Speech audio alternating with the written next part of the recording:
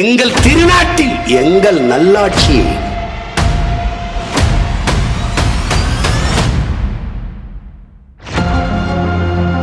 நறுமண சோலையில் நழிபுகவிட மாட்டோம்.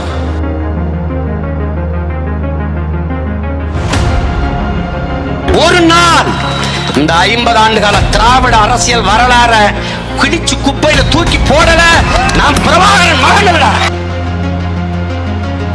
வீர பெரும்பாட்டன் தீரனும் அவன் பேரனும் மாபெரும் பொதுக்கூட்டம் நாள் 18/10/2025 சனிக்கிழமை மாலை சரியாக 4 மணிக்கு.